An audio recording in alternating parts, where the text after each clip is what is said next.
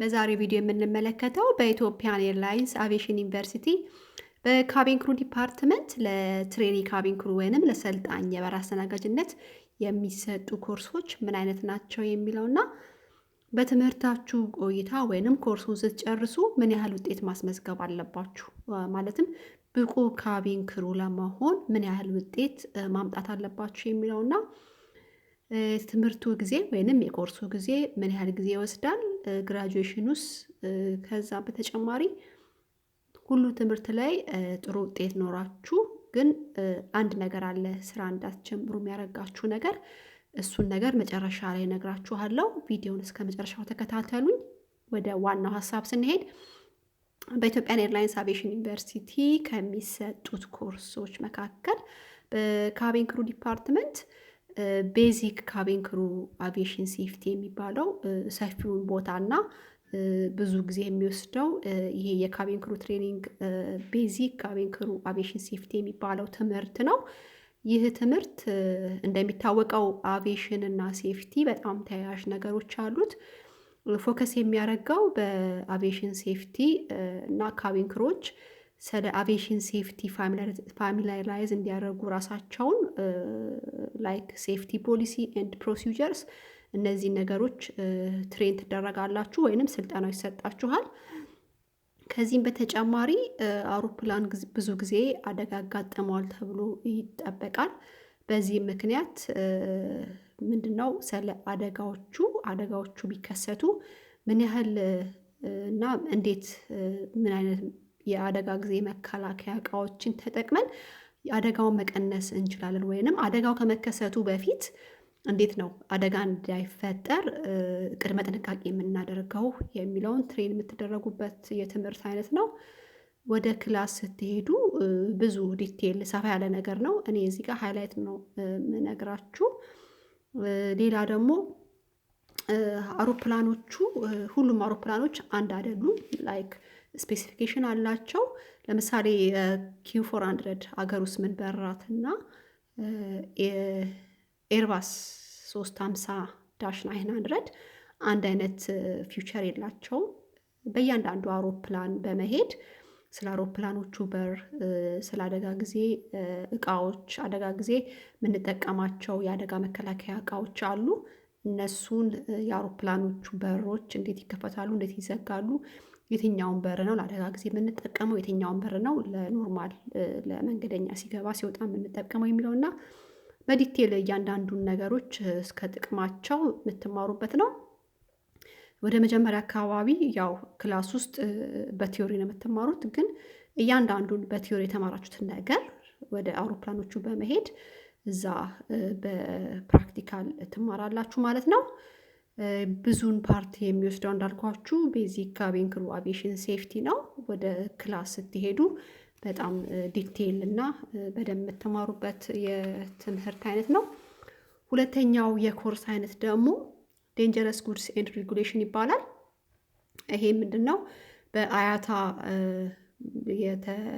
የተቀመጡ ህጎች አሉ። አያታ ኢንተርናሽናል ኤር ትራንስፖርት አሶሲዬሽን እነዚህ ሀዛርድ የሚፈጥሩ የአውሮፕላን ውስጥ የማይጫኑ ነገሮች አሉ። ስለነሱ በደንብ ዲቴል የምትማሩበት ነገር ነው። ይሄም ሰፋ ያለ ጊዜ ይወስዳል። ትምህርት ቤት ስትገቡ በቲዮሪ እና በፕራክቲክ ነው የምትማሩት። ሶስተኛው ደግሞ ካቢን ሄልዝ ኤንድ ፈርስት ኤድ ነው። ይሄ ደግሞ ብዙ የሚያተኩረው ካቢን ክሮች ያው መንገደኛ አውሮፕላን ውስጥ ቦርድ ካደረገ በኋላ የመንገደኛው ብዙ ነገሩ ሴፍቲው ከጤና ጋር የተያያዘ ነገር ካቢን ክሮች ሪስፖንስብል ናቸው ማለት ነው። ስለዚህም ፈርስት ኤድ ስልጠና ይሰጣችኋል። ለምሳሌ አንድ መንገደኛ ምጥ ቢዛት መንገድ እዛው አውሮፕላን ላይ መውለድ ምናምን ካለባት ያው እንዴት ማስወለድ እንዳለባችሁ ይሄ ለምሳሌ ነው። የተለያዩ ነገሮች ሊገጥሙ ስለሚችሉ እነዚህን ትሬን የምትደረጉበት ነው። በዚህ አጋጣሚ የሄልዝ ተማሪዎች እዚህ ጋር አድቫንቴጅ ይኖራቸዋል ማለት ነው። ሌላው ሶስተኛው ኮርስ ደግሞ ቤዚክ ካቢን ክሩ ግሩሚንግ ነው።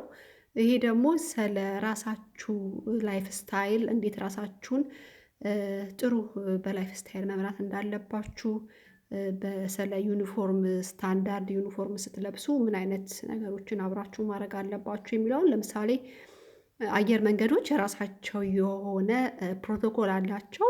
ዩኒፎርሙን ስትለብሱ ያው ካምፓኒውን ነው የምትወክሉት። ሶ ከራሱ ዩኒፎርሙ የራሱን የቻለ ፕሮቶኮል አለው ማለት ነው። ከዩኒፎርም ጋር የምትለብሷቸው ነገሮች ለምሳሌ እንደ አክሰሰሪ ሊሆን ይችላል። ሰዓት፣ ምን አይነት ሊፕስቲክ መጠቀም አለባችሁ፣ ምን አይነት ጥፍር ቀለም መቀባት አለባችሁ። ወደ ወንዶች ስንመጣ ደግሞ ሰዓትን፣ ጫማ ምን አይነት ማድረግ አለባችሁ የሚለውም በደንብ በዲቴል የምትማሩበት የግሩሚንግ ክላስ ነው።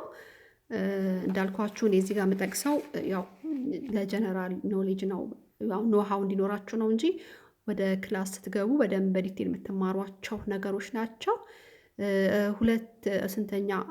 አምስተኛ ደግሞ ኢንፍላይ ሰርቪስ የሚለው ነው። ይሄ ሞር ፎከስ የሚያደርገው ያው ሰርቪስ ነው። ለመንገደኛ የምንሰጠው የምግብና የመጠጥ አገልግሎት ላይ ምን አይነት ለምሳሌ የኢኮኖሚ ክላስ እና የቢዝነስ ክላስ መንገደኛ አንድ አይነት አይደለም አገልግሎት የሚያገኙት። የቢዝነስ ክላስ መንገደኛ ብዙ ጊዜ ሃይ ስታንዳርድ የሆኑ ግለሰቦች ናቸው እዛ የሚስተናገዱት ማለት ነው። ምን አይነት ሰርቪስ ነው ለእነሱ የምንሰጠው? ኢኮኖሚ ክላስ ላሉት መንገደኞችስ ምን አይነት ሰርቪስ ነው የምንሰጠው? በቁርስ ሰዓት፣ በምሳ ሰዓት፣ በራት ሰዓት ምን አይነት የሰርቪስ ፕሮሲጀሮችን ነው የምንጠቀመው የሚለውን በዲቴል የምትማሩበት ነው። ከዚህ ጋር በተጨማሪ እዚህ ኮርስ ላይ የሚካተተው ዲዩቲ ፍሪ የምትሸጡት ዲዩቲ ፍሪ አለ። ከቀረጥ ነፃ እቃዎች አውሮፕላን ውስጥ ይሸጣሉ። እነሱን እንዴት መሸጥ እንደምትችሉ፣ ኢንተርናሽናል ካርዶችን እንዴት መጠቀም እንዳለባችሁ ምናምን ትሬን የምትደረጉበት ነው። የመጨረሻውና ፋይናል ኮርስ ደግሞ አቪዬሽን ሴኪሪቲ ይባላል። ይህ ሴኪሪቲ ደግሞ የአቪዬሽን ሴኪሪቲ ኮርስ ፎከስ የሚያደርገው አውሮፕላን ውስጥ ብዙ ጊዜ አንዳንድ መንገደኞች አስቸጋሪ መንገደኞች ሊያጋጥሙ ስለሚችሉ ከእነሱ ጋር እንዴት ነው ዲል የምታረጉት? ለምሳሌ አንድ መንገደኛ ተነስቶ አውሮፕላን አብራዱ ጋር ካልገባው፣ ኮክፒት ካልገባው ብሎ ሊረብሽ ይችላል። ከእሱ ጋር የምታረጉት ኮሚኒኬሽን እንዴት ነው? እስከ መጨረሻው ድረስ ዲል የምታረጉት? ኃይል መጠቀም ካለባችሁ እንደ ቴኳንዶ እንደ መንገደኛው ማሰር እንዴት በዘዴ ታግላችሁ እሱም ማሰር እንደምትችሉ የተለያዩ ቴክኒኮቹን ከሴኪሪቲ ክላስ መጥተው የሚያስተምሩ ሰዎች አሉ። ይሄም በዲቴል ነው ወደ ክላስ ስትገቡ የምትማሩት። በስተመጨረሻ ምንድነው ፈተና ውጤት ማምጣት ያለባችሁ? እንደኛ ጊዜ ከነበረ ከ90 ፖይንት በላይ ነው በእያንዳንዱ ትምህርት ማምጣት ያለባችሁ። ስፔሻሊ ሴፍቲ ላይ በደንብ ሙሉ ውጤት ነው የሚጠበቀው፣ ግን ከ90 በላይ ውጤት ማስመዝገብ አለባችሁ። ካልሆነ ሬግዛም ነው የምትደረጉት። ሬግዛሙ ካላለፋችሁ ያው ከሚቀጥለው ባች ጋር እኛ ጊዜ እንደነበረው ማለት ነው። ካልሆነ መጨረሻ ያው መሰናበት ነው የሚሆነው። ሌላው ደግሞ ሁሉ ትምህርት ላይ ውጤታችሁ አሪፍ ሆኖ ግን አንድ የማያሳልፋችሁ ነገር ምንድነው? ዋና ላይ የዋና ፈተና ላይ ከወደቃችሁ የትኛውም አይነት ውጤት ጥሩ ውጤት ቢኖራችሁ ይህንን ዋና ፈተና ካላለፋችሁ ስራውን መቀጠል አትችሉም። እኔ በራሴ ኤክስፒሪየንስ ትዝ የሚለኝ 3 ልጆች ነበሩ። ትሬኒንግ ስኩል ስንማር ጥሩ ውጤት አላቸው፣ ግን ዋና ፈተና ስላላለፉ ወደ ስራ መቀጠል አልቻሉም። መጨረሻም ያው አየር መንገዱን ተሰናብተዋል። አንዳንድ ጊዜ ምንድነው ያየሁት የዛኔ ምንድነው ፎቢያ ነው የሚባለው፣ ውሃ የሚፈሩ ልጆች ነበሩ እና በጣም ለመልመድ ሞክረዋል፣ ጥረዋል፣ ግን አልሆነም።